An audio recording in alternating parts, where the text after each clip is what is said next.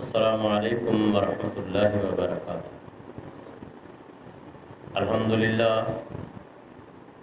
الحمدللہ نحمده ونستعینه ونستغفره ونعوذ باللہ من شرور انفسنا ومن سیئات اعمالنا، من يهده الله فلا مضل له ومن يضلل فلا هادي له، وأشهد أن لا إله إلا الله وحده لا شريك له، وأشهد أن محمدا عبده ورسوله۔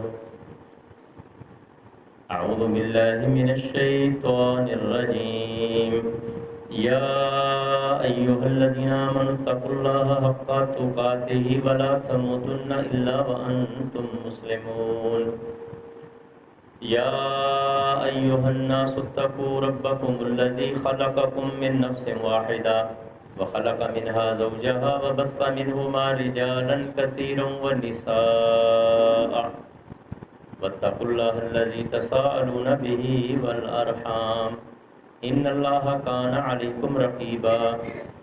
يا أيها الذين آمنوا اتقوا الله وقولوا قولا سديدا يصلح لكم أعمالكم ويغفر لكم ذنوبكم، ومن يطع الله ورسوله فقد فاز فوزا عظيما۔ أما بعد فإن خير الحديث كتاب الله، وخير الهدي هدي محمد صلى الله عليه وسلم، وشر الأمور محدثاتها وكل محدثة بدعة وكل بدعة ضلالة وكل ضلالة في النار۔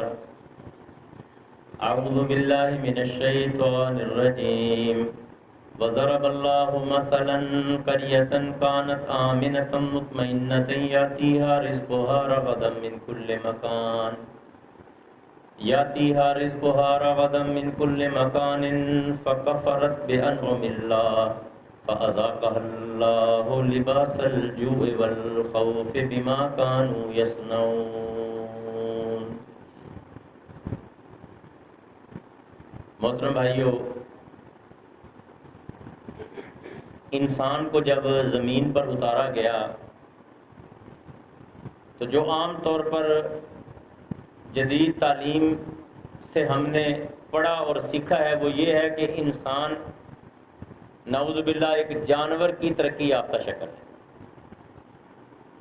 تو رہن سہن بھی جانوروں کا بتایا گیا، غاروں میں رہتا تھا، کچا گوشت کھاتا تھا، ننگا رہتا تھا، پتے باندھنے شروع کیے، ایسا ایسا سویلائزیشن ہوتے ہوتے آج موجودہ شکل ہے۔ یہ ہمیں پڑھایا گیا۔ دنیا میں جو آسمانی مذاہب کے ماننے والے ہیں، یہودی، عیسائی اور مسلمان، جن کا دعویٰ ہے کہ دین ہمارا آسمان سے آیا ہے، باقی سارے مذاہب زمین پر بنے، وہ سب اس بات پر اتفاق رکھتے ہیں کہ پہلے آدمی کا نام آدم علیہ السلام، اور وہ سارے اس بات پر بھی اتفاق رکھتے ہیں کہ اللہ رب العزت نے آدم علیہ السلام کو خود تعلیم دی تھی۔ علمہ آدم الاسماء، قرآن ہمیں یہ تعلیم دی، اور پھر آدم علیہ السلام نے آسمانوں میں فرشتوں کے مقابلے میں جو اللہ رب العزت نے دونوں کے درمیان امتحان اور مقابلہ کرایا، اس میں اللہ کے دیے ہوئے علم کی بنیاد پر فرشتوں کو شکست دی۔ تو یہ کیسے کہا جا سکتا ہے کہ پہلا انسان جاہل تھا، تعلیم یافتہ نہیں تھا، اس کو رہن سہن نہیں تھا؟ اللہ کے بندے، پہلا انسان جنت کے محلوں میں رہ کر آیا ہے، جنت کے باغات دیکھے ہیں، اس کو اپنی عزت و اکرام کی اتنی سمجھ تھی کہ آدم علیہ السلام کو جب اللہ نے بنایا اور اس مجسمے میں جو مٹی کا بنا ہوا تھا، جب اللہ نے اس میں روح پھونکی تو فرشتوں کو حکم دیا کہ جب میں روح پھونکوں تم سجدے میں گر جانا۔ آدم میں جان پڑی، آدم نے اپنی آنکھ سے سب سے پہلا منظر یہ دیکھا کہ فرشتے آدم کو سجدہ کر۔ تو اس کا مطلب یہ ہوا کہ تعلیم کے نام پر گمراہی بھی پھیلائی جاتی، اور اسی گمراہی سے لوگ پھر نظریات کے ساتھ کھیلتے ہیں اور انسان نظریات کا پابند ہوتا ہے۔ یہ کتنے ہی لوگ ہیں جو انسان کو بندر کی ایک ترقی یافتہ شکل سمجھتے ہیں، کتنے لوگ ہیں جن کا ماننا یہ ہے کہ پہلے انسان تہذیب یافتہ نہیں تھا، حالانکہ یہ جہالت بعد میں آئی ہے، اس وقت آئی ہے جب کفر پیدا ہوا ہے۔ سارے ہی انسان آدم علیہ السلام اور ان کی اولاد، ان کا دین اسلام ہی تھا، ایک ہی دین تھا سب کا۔ کان الناس امۃ واحدہ، قرآن بھی ہمیں یہ خبر دیتا ہے کہ لوگ سارے ایک ہی ملت تھے۔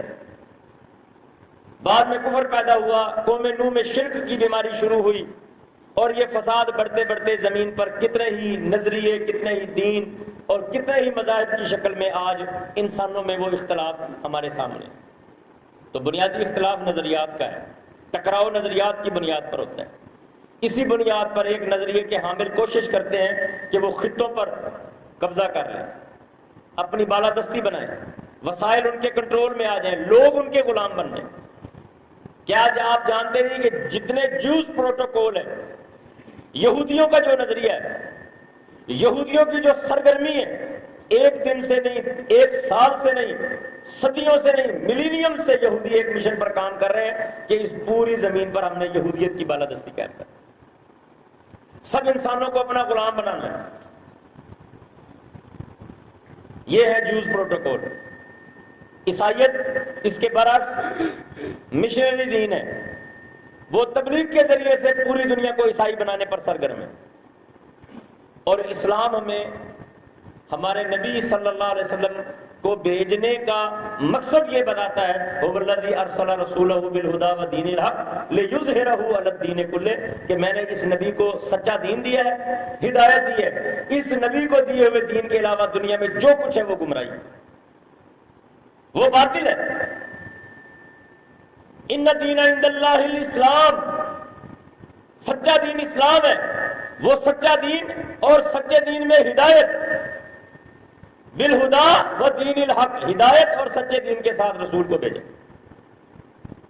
اس رسول کو بھیجنا، ہدایت دینا اور سچا دین دینے کا مقصد کیا ہے، مشن کیا ہے؟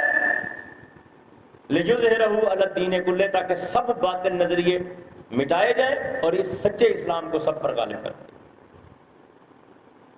یہ ہے مشن، یہ ہے مقصد اسلام کا، نبی کا اور دین حق کا، سچے دین کا۔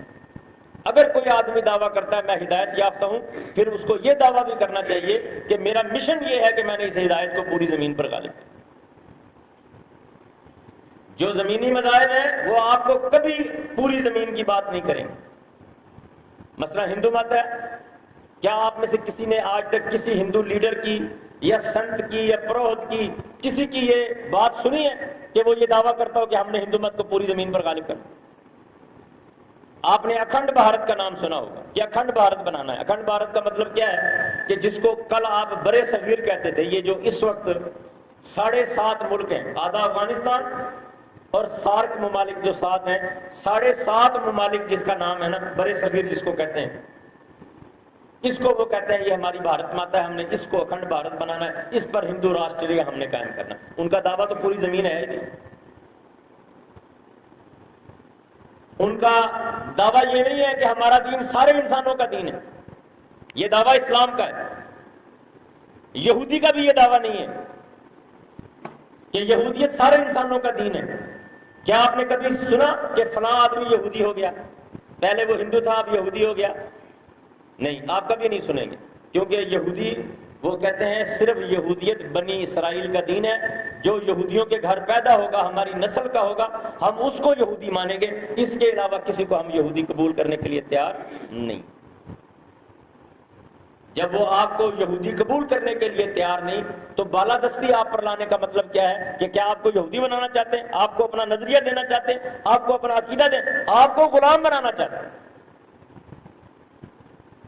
وہ آپ کو یہودی نہیں غلام بنانا چاہتے ہیں۔ آپ ہندو مت کی سوچ دیکھیے، ہم اسی خطے میں رہتے ہیں جس کا نام برے صغیر ہے، پاکستان اسی خطے میں واقع ہے۔ ہمارے بارے میں، مسلمانوں کے بارے میں ہندوؤں کے عقائد کیا ہیں؟ وہ ہمیں ہندو بنانا چاہتے ہیں، مگر ہندو بنا کر کیا چاہتے ہیں ہمارے بارے میں؟ ہمیں برہمن بنائیں گے، ہمیں اپنے مذہب میں سب سے اعلیٰ مقام کا درجہ دیں گے۔ اللہ کی قسم نہیں، وہ آپ کو شودر بنا کر، اور شودر کا مطلب ہندو مت میں غلام ہی ہے، وہ آپ کو اپنا غلام ہی بنانا چاہتے ہیں۔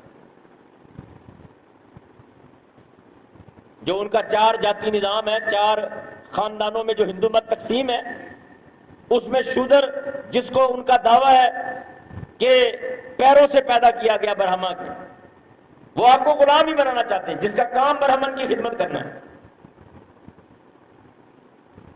تو سب سے پہلے محترم بھائیوں، آپ اسلام کا نظریاتی فرق ان باقی مذاہب سے سیکھیے، کیونکہ ہم مسلمان ہیں، ہمیں اپنے دین کے بارے میں خود پوری معلومات نہیں۔ اسی وجہ سے ہماری بدقسمتی ہے کہ اسلام کی جتنی قدر ہونی چاہیے تھی ہم اتنی قدر اسلام کی نہیں کرتے، ہم مسلمان نہیں قدر کرتے، کیونکہ ہمیں اپنے دین کی پوری آگاہی نہیں ہے، ہم اپنے نظریے سے واقف نہیں ہیں۔ ہم اپنی عبادت، جو ہم عبادت نماز پڑھتے ہیں، زکوٰۃ دیتے ہیں، حج کرتے ہیں، اس میں جو ہمارے رب کا ہمارے لیے انعام اور فلسفہ ہے ہم وہ نہیں جانتے، روح سے خالی ہے ہر چیز۔ یہ صرف اسلام کا معراج ہے کہ وہ غلام کو، بلال جیسے غلام کو اللہ اکبر اسلام میں لاتا ہے اور محمد کے دروازے کی چوکھٹ کا نگران بنا کر کھڑا کرتا ہے، تو عمر جیسی ہستی کو یہ غلام روک سکتا ہے کہ جی آپ کو اندر جانے کی اجازت نہیں ہے۔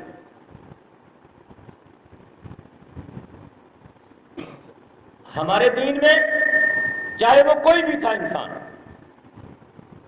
اگر وہ سچے دل سے لا الہ الا اللہ محمد رسول اللہ کہتا ہے، ہم اس کو اپنا غلام نہیں بنائیں گے۔ ہمارا دین کہتا ہے فَإِخْوَانُكُمْ فِي الدِّينِ، پھر وہ تمہارا دینی بھائی بن جائے گا۔ فَإِن تَابُوا، اگر وہ کفر سے توبہ کر لے، شرک سے باز آ جائے، یہودیت سے، عیسائیت سے، ہندو مت سے، بت مت سے، مجوسیت سے، سکھزم سے، ہر باطل کو چھوڑ کر حق پر آ کر کھڑا ہو جائے، تو جو اسلام نے مقام تجھے دیا ہے وہی مقام اس کو بھی دے گا، تیرا بھائی ہے۔ نماز کو قائم کرے، زکوٰۃ ادا کرے، فَإِخْوَانُكُمْ فِي الدِّينِ، تیرا بھائی ہے۔ فَخَلُّوا سَبِيلَهُمْ، پھر تو ہتھیار لے کر اس کے راستے میں نہیں بیٹھ سکتا، پھر تو المسلم من سلم المسلمون من لسانہ ویدہ، تجھے اپنی زبان سے، اپنے ہاتھ سے اس کی جان مال اور عزت کو تحفظ دینا پڑے گا، تجھے اس کا پہرے دار بننا پڑے گا۔ بلکہ ہمارے دین میں تو یہ اعزاز ہے کہ کل کا غیر مسلم اگر وہ اسلام قبول کرے اور وہ معیار پر پورا اترے، تو ہم اپنے نبی کے اس منبر پر بھی اس کو کھڑا کرنے کے لیے تیار۔ محترم بھائیو، جاؤ کراچی میں دیکھو، شیخ الحدیث کی مسند پر وہ بندہ بیٹھا ہے جس نے ہندو گھرانے میں جنم لیا، ہندو گھرانے میں جنم لے کر جوانی تک ہندو رہ کر بتوں کی پوجا کر کے جب رب اس پر مہربان ہوا، اس نے دین کو قبول کیا، دین کو سیکھا۔ جاؤ آج شیخ الحدیث کی مسند پر وہ بندہ بیٹھا ہے، یہ ہمارے دین کا اعزاز ہے۔ تو خاص طور پر ہماری ایک بدقسمتی ہے کہ جب ہندوستان میں انگریز آ کر قابض ہوا، اس سے پہلے مسلمان حکمران تھے، بالادستی مسلمان کے پاس تھی، ہندو ماتحت تھا۔ مسلمانوں نے ہندوؤں کو مذہبی آزادی دی، لیکن ہندو جغرافیائی خطہ، مذہبی روایات، مذہب مختلف ہونے کی بنیاد پر بغاوت کرتے تھے۔ تو مغلوں کے دور میں، خاص طور پر اکبر کے دور میں، بغاوت کو کچلنے کے لیے ایک پالیسی بنائی گئی جس نے ہندوستان میں مسلمان کے دین کا بیڑا غرق کر، جس کو آپ آج دین الہی یا آئین اکبری کے نام سے جانتے ہیں۔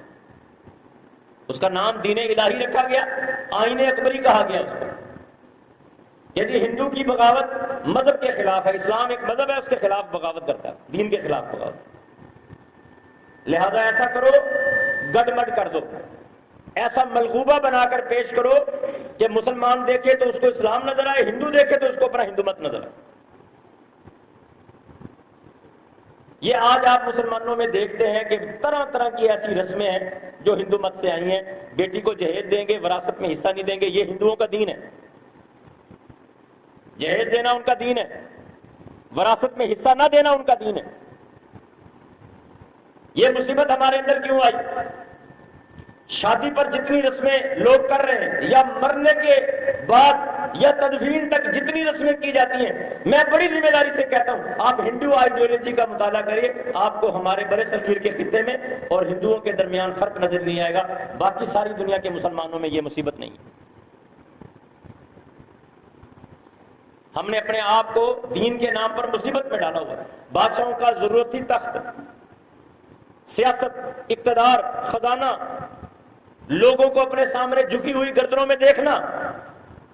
انہوں نے کیا کیا؟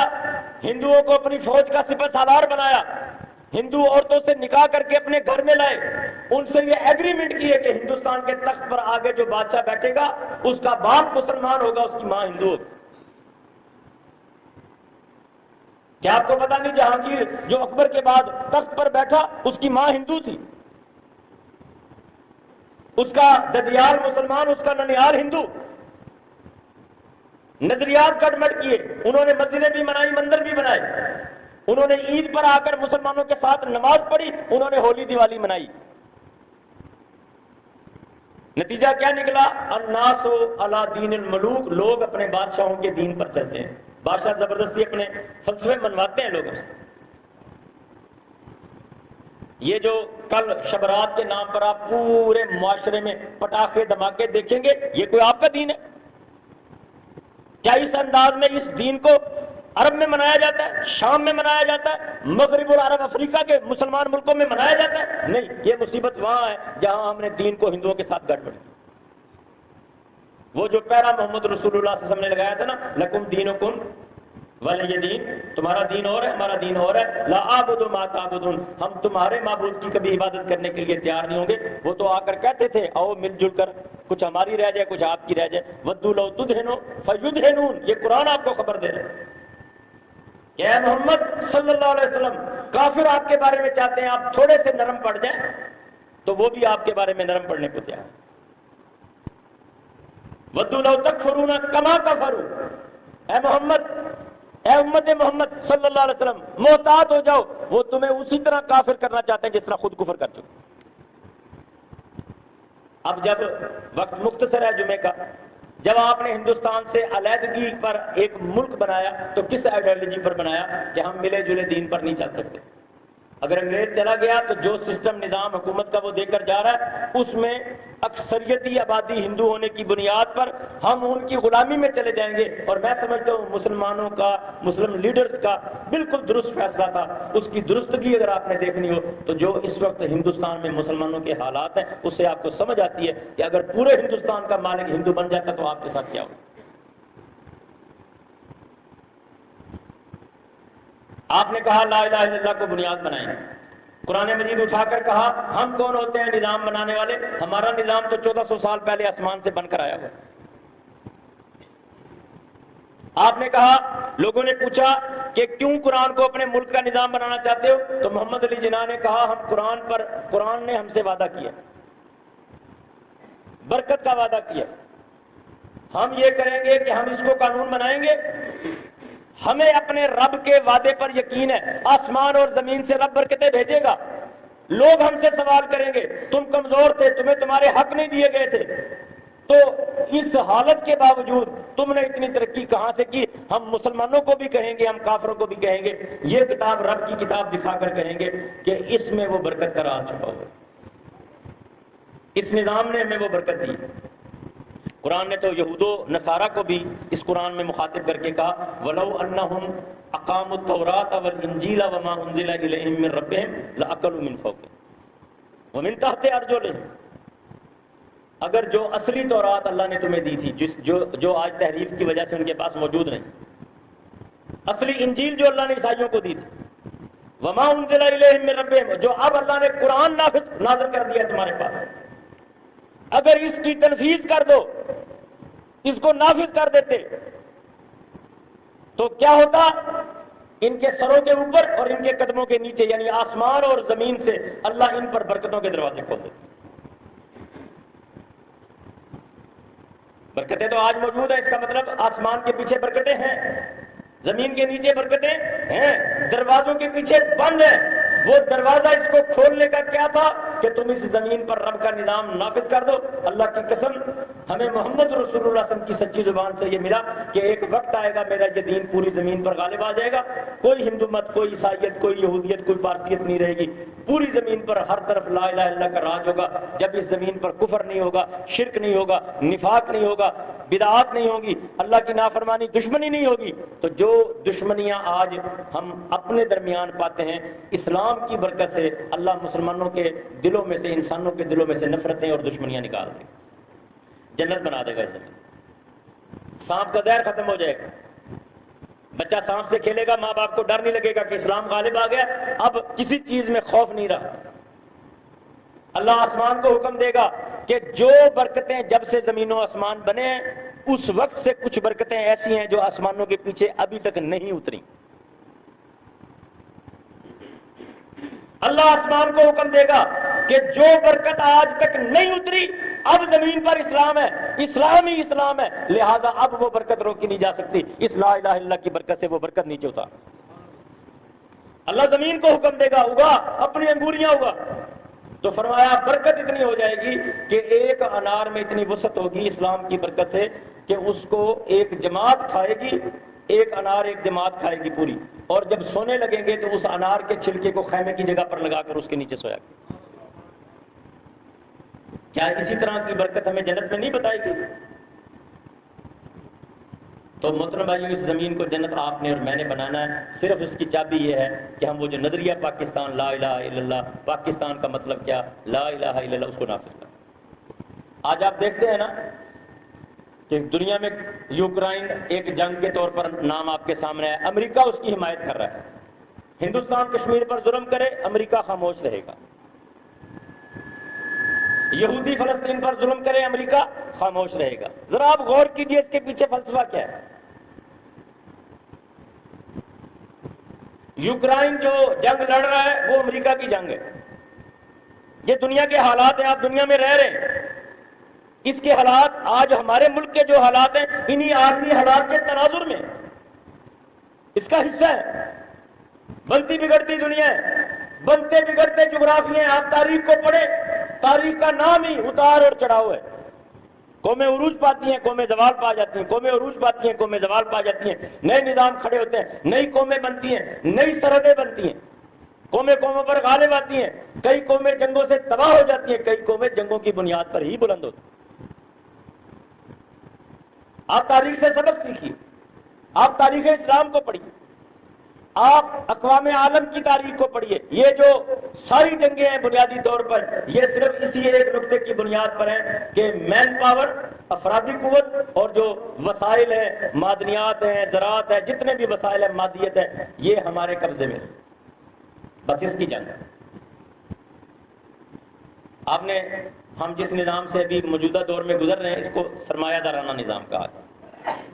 اس سے پہلے جو نظام دنیا میں رائج تھے اس کو جاگیردارانہ نظام کہتے تھے. ابھی بھی وہ بلوچستان میں جاگیردارانہ نظام چل رہا ہے, سندھ میں بھی جاگیردارانہ نظام چل رہا ہے, لیکن مجموعی طور پر دنیا میں سرمایہ دارانہ نظام چل رہا ہے. اب یہ ڈیموکریسی, جمہوریت کا نظام, رشیا نظام لایا کمیونزم, چائنا نے اس میں موڈیفیکیشن کی, اس کو سوشلزم کے نام سے آپ کے سامنے پیش کر دیا. یہ جتنے ازم ہیں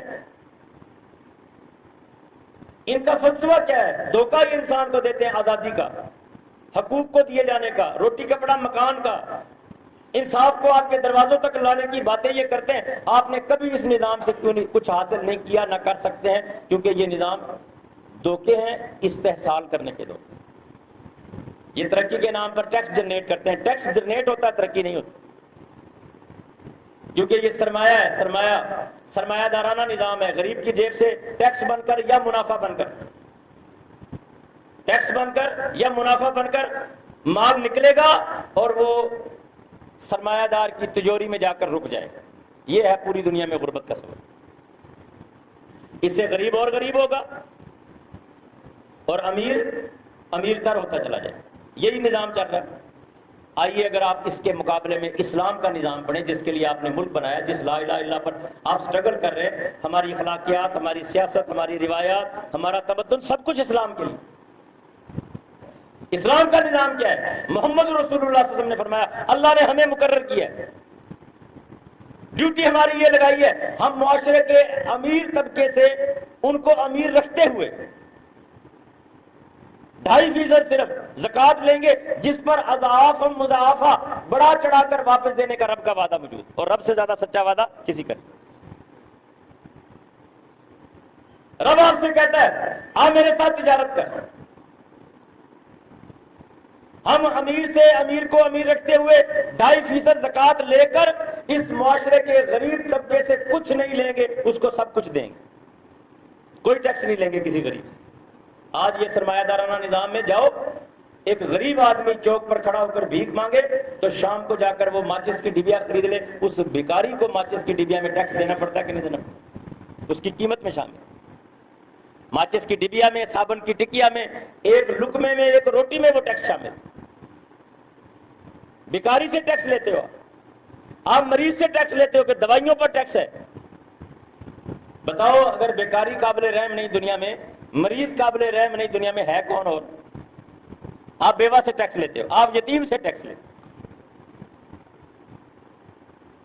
یہ حقوق دیں گے جنہوں نے مریض کو نہیں معاف کیا، جنہوں نے بیوہ اور یتیم کو نہیں معاف کیا، جنہوں نے فقیر اور مسکین اور سوالی کو نہیں معاف کیا۔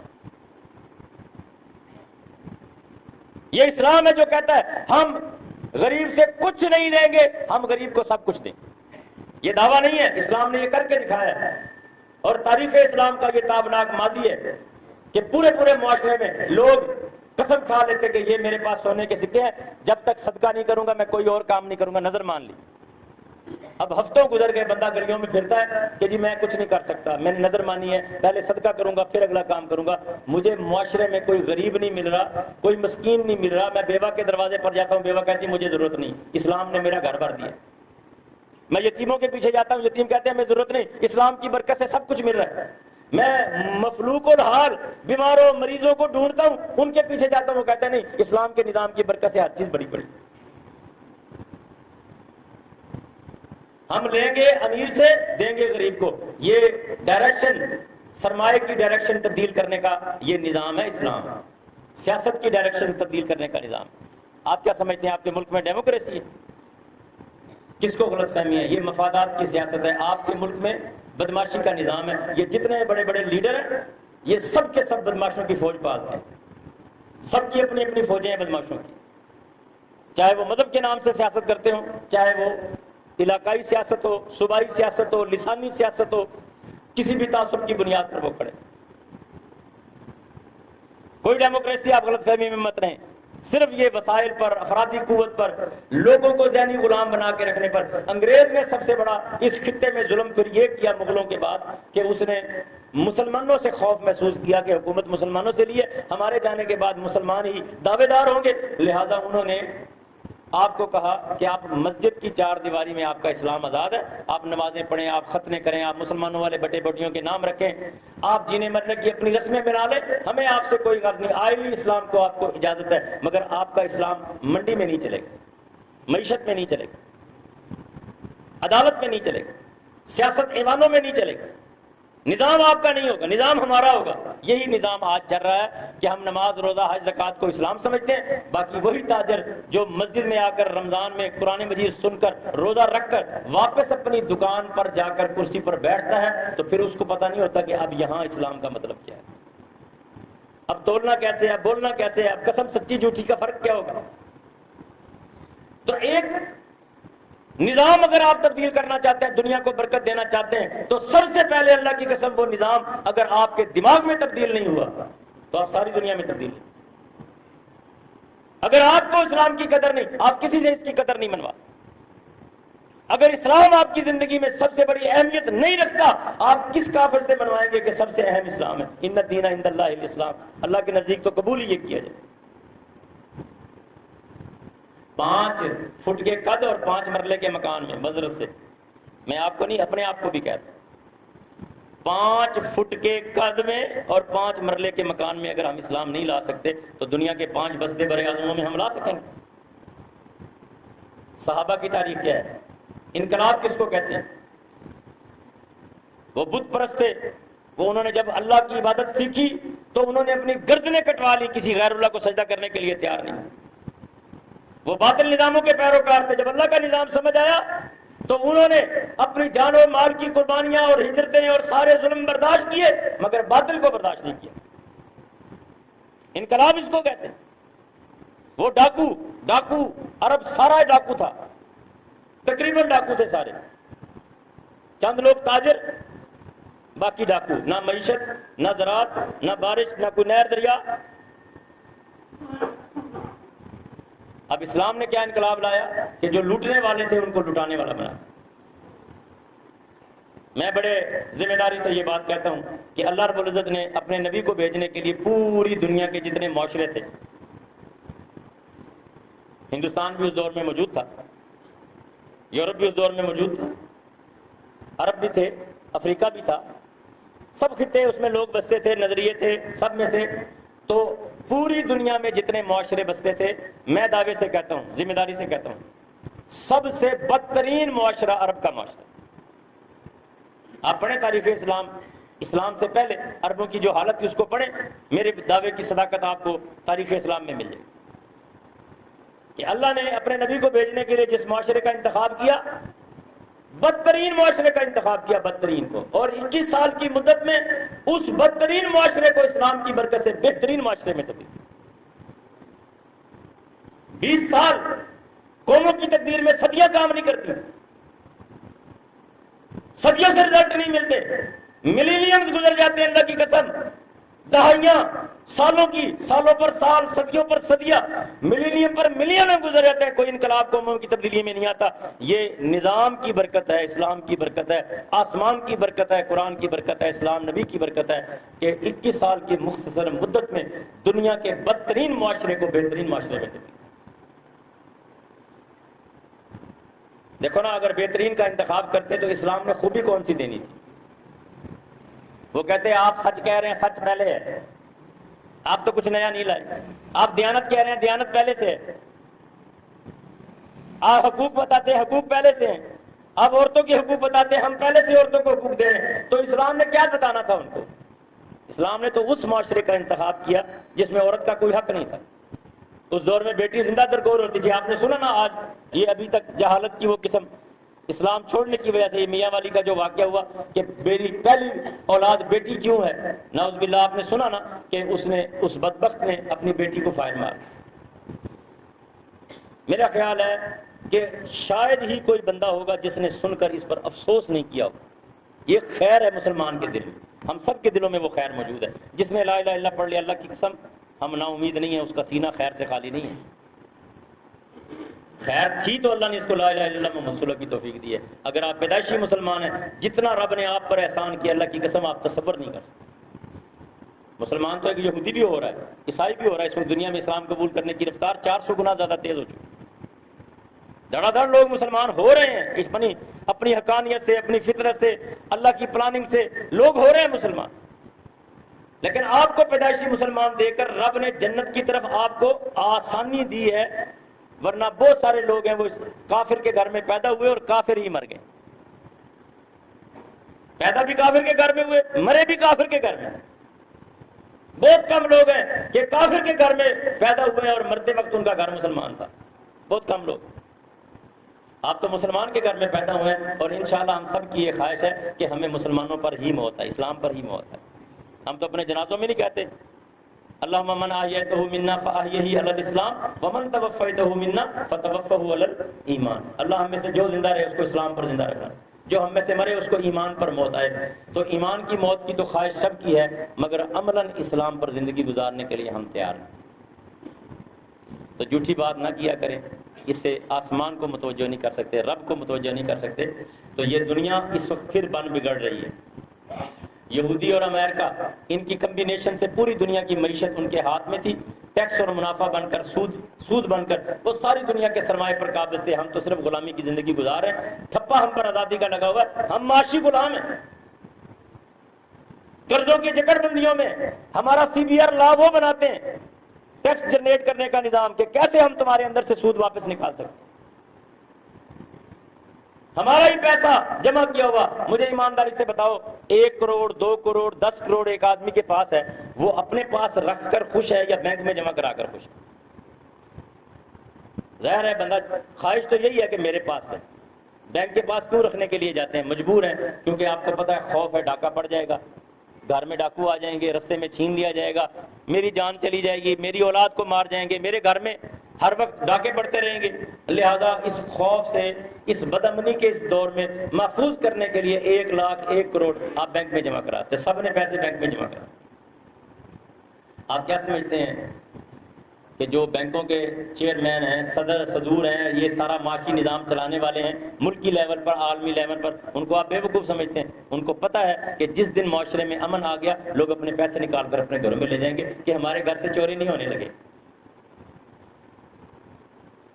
میری عزت محفوظ ہے، میری برکت میں، میری بیٹی گھر سے کالج تک جانے میں اس کو کوئی خوف نہیں۔ اللہ اکبر! کیا ہوگا؟ بینک خالی ہو جائیں گے۔ اس کا مطلب یہ ہوا کہ ہمارے معاشرے میں اگر بد امنی کے سرغنے ڈھونڈنے ہو تو آپ کو معیشت دانوں میں ملے۔ بد امنی جان بوجھ کر پھیلائی گئی ہے تاکہ اس خوف کی وجہ سے آپ اپنا سرمایہ ان کے ہاتھ میں رکھیں۔ ہم سب نے اپنے سرمایہ ان کو پکڑا دیے اور وہی سرمایہ جوتیاں بن کر ہمارے سر میں پڑے۔ ہم اسی پر ملٹی نیشنل کمپنیاں کھڑی کی گئی ہیں، اسی پر ہم منافع دے رہے ہیں، اسی پر IMF ورلڈ بینک بنا ہے، ساری دنیا کے لوگوں کا مال جمع کر کے IMF اور ورلڈ بینک بنا ہے۔ وہ ان کے پاس دولت کہاں سے آ رہی؟ یہی آپ کا پیسہ آپ کو قرض پر دے کر آپ سے سود لے رہے۔ نظام بدلنا ہے، اور وہ نظام ہم سے زیادہ اللہ کی قسم کفر کو پتا ہے کہ اگر دنیا کے کسی ایک معاشرے نے اسلام کا تجربہ صحیح ان دنیا کے لوگوں کو دکھا دیا تو ساری دنیا اسلام قبول کیے بغیر رہے گی۔ آپ کو پتہ نہیں، برونائی نے کہا ہم اسلام نافذ کرنے لگے تو ساری دنیا مخالف ہو گئی۔ سوڈان نے جزوی اسلام نافذ کیا، ساری دنیا مخالف ہو گئی۔ افغانستان کا دعویٰ کیا ہے کہ ہم اسلام لانا چاہتے ہیں۔ پاکستان کی دشمنی دنیا میں کیوں ہے کہ آپ کہتے ہیں ہمارا نظریہ لا الہ الا اللہ محمد رسول اللہ۔ ہم سے زیادہ کفر کو اس بات کا پتہ ہے کہ دنیا کا ایک ملک، ایک معاشرہ، ایک علاقہ صرف اسلام کا جزوی عملی تجربہ کر کے دنیا کے سامنے کھڑا کر دے، اللہ کی قسم اس کے نتیجے میں کیا ہوگا کہ ساری دنیا کو سمجھ آ جائے گا کہ اصل برکت ادھر ہے، اصل آزادی ادھر ہے، اصل حقوق ادھر ہے۔ لہذا وہ اسلام کا راستہ روکتے ہیں، رکاوٹیں پیدا کرتے ہیں، ماحول بناتے ہیں، اتحاد بناتے ہیں۔ اب الحمدللہ دنیا میں ان بدماشوں کی بالادستی ختم ہو رہی ہے، اور اللہ کا یہ قاعدہ ہے وَلَوْلَا دَفْعُ اللَّهِ النَّاسَ بَعْضَهُم بِبَعْضٍ، اللہ اسلام اور کفر سے ہٹ کر مسلمانوں اور کافروں کو اتحاد بنا بنا کر ایک قوت کو دوسری سے ہٹاتا رہا۔ جب رسول اللہ صلی اللہ علیہ وسلم نے 10,000 کا لشکر لے جا کر مکہ فتح کیا تو آپ کا کیا خیال ہے؟ 10,000 لشکر سارا مسلمان لشکر تھا؟ آپ پڑھیں نا تاریخ، آپ کی اپنی تاریخ ہے۔ فتح مکہ کوئی چھوٹا واقعہ تو نہیں، عرب کے اندر انقلاب ہے نا، سب سے بڑا انقلاب مکہ کا فتح ہونا ہے، بیت اللہ کا بتوں سے پاک ہونا ہے۔ آپ اس کی تاریخ سے واقف نہیں۔ 10,000 کے لشکر میں وہ کافر قبیلے، وہ جنگجو بھی شامل تھے جو مسلمانوں کے صلح حدیبیہ کے حریف تھے۔ ان بت پرستوں نے آپ نے ساتھ شامل ہو کر اپنے بت قطع ختم کرا کر اسلام کا پرچم اس پر لہروایا۔ مکروا ومکر اللہ، تدبیر اس پوری کائنات پر میرے رب کی چل رہے، ہم اس کی حکمت کو سمجھنے سے قاصر ہیں۔ آج بھی ابھی زیادہ عرصہ تو نہیں گزرا، روس نے شکست 1990 میں کھائی، یہ بھائی بیٹھے ہیں 1990 میں سارے ہی موجود تھے تقریباً۔ تو روس آیا تھا نا گرم پانی اسی بندرگاہ پر قبضے کے نام سے، جس پر اس کی گریٹ گیم تھی، جس پر پوری دنیا کی معیشت اپنے کنٹرول میں لے کر عالمی بالادستی کا ایک اکیلی قوت ہونے کا دعوے دار بن کر آیا تھا۔ لیکن اللہ نے اپنے بندے کھڑے کیے، انہوں نے مقابلہ کیا، وہ شکست کھا گیا۔ دوسری قوت کو الزام ہوا کہ ہم نے ایک قوت ختم کر لی، وہ آئی، رب نے اس کو بھی شکست سے مزہ چکھایا۔ ساری دنیا اکٹھی کر کے لے آئے، ساری دنیا شکست کھا کر۔ اذ جاؤکم من فوقکم ومن اسفل منکم، جیسے مدینہ کو انہوں نے ہر طرف سے گھیرا تھا، اسی طرح انہوں نے اس خطے کو بھی، جس نے لا الہ الا اللہ کے نام پر آنکھ کھولی، اس کو ہر طرف سے انہوں نے گھیرا۔ ساری دنیا نے آ کر گھیرا۔ G8 G20 معیشت ان کے ساتھ تھی، UNO کا پولیٹیکل فورم ان کے ساتھ تھا، اور نیٹو کا عسکری دنیا کا سب سے بڑا ادارہ ان کے ساتھ تھا، مگر رب ان کے ساتھ نہیں۔ فیصلے زمینی قوتوں پر نہیں ہوتے، فیصلے اس بات پر ہوتے ہیں کہ رب کا وزن کس کے ساتھ۔ اسی لیے ہر فتح پر اللہ کے نبی صلی اللہ علیہ وسلم نعرہ کیا بلند کرتے تھے؟ وَأَهْزَمَ الْأَحْزَابَ وَحْدَهُ، اس اکیلے رب نے سارے لشکروں کو شکست دی۔ اب وہ سارے لشکر شکست کھا گئے، اور آپ یاد رکھیے گا یہ ایک کائناتی سچائی ہے، انمٹ، تبدیل نہیں ہو سکتی کہ لوزرز آر ناٹ چوزرز۔ فیصلے شکست خوردہ لوگ نہیں کر سکتے، فاتح فیصلہ کرتے۔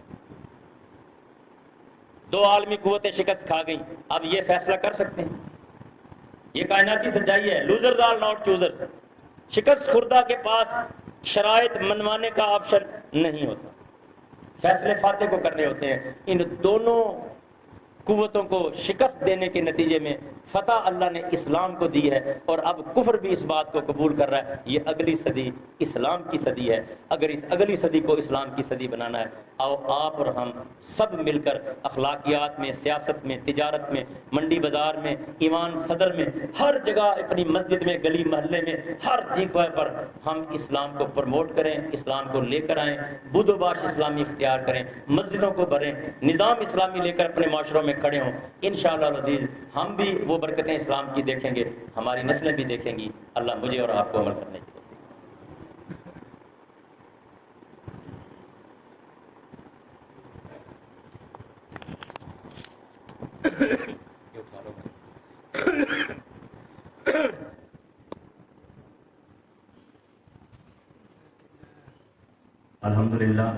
الحمدللہ نحمده ونستعینه ونستغفره ونعوذ باللہ من شرور انفسنا ومن سیئات اعمالنا من يهده الله فلا مضل له ومن يضلل فلا هادي له واشهد ان لا اله الا الله وحده۔ السلام علیکم ورحمۃ اللہ وبرکاتہ۔